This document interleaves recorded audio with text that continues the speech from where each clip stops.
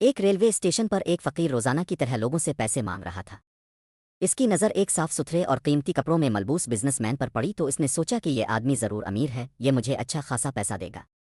فقیر نے آگے بڑھ کر پیسے مانگے، مگر بزنس مین نے اسے غور سے دیکھا اور پوچھا، کیا تم نے کبھی کسی کو کچھ دیا ہے؟ فقیر حیران رہ گیا۔ وہ بولا، میں بھلا کسی کو کیا دے سکتا ہوں؟ میرے پاس دینے کے لیے ہے ہی کیا؟ بزنس مین نے نرمی سے کہا، اگر تمہارے پاس دینے کے لیے کچھ نہیں تو پھر لینے کا حق بھی نہیں بنتا۔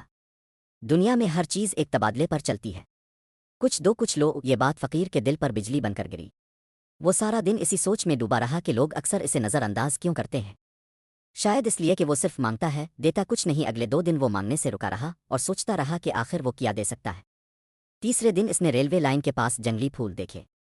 اس نے چند پھول توڑے، صفائی سے باندھے اور اسٹیشن پر بیٹھ گیا۔ جیسے ہی کوئی مسافر اسے پیسے دیتا، وہ فوراً بدلے میں پھول پیش کرتا۔ لوگ مسکرانے لگے، کچھ نے شکریہ ادا کیا، کچھ نے اس کے روئی کی تعریف کی۔ اس نے دیکھا کہ جب اس کے پاس پھول ہوتے ہیں تو لوگ زیادہ دیتے ہیں، اور جب پھول ختم ہو جاتے ہیں تو چند سکے بھی مشکل سے ملتے ہیں۔ کچھ دن بعد وہی بزنس مین پھر اسٹیشن سے گزرا۔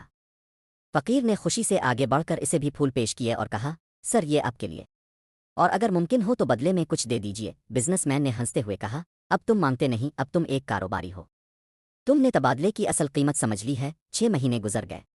وہی فقیر اب پھولوں کا کامیاب تاجر بن چکا تھا۔ اس کے پاس اپنی ٹوکری، اپنے گاہک اور عزت تھی۔ ایک دن بزنس مین وہاں دوبارہ آیا تو وہ سابقہ فقیر نے فخر سے کہا، میری زندگی اس دن بدلی جب میں نے سمجھا کہ لینے سے پہلے دینے کا ہنر آنا چاہیے۔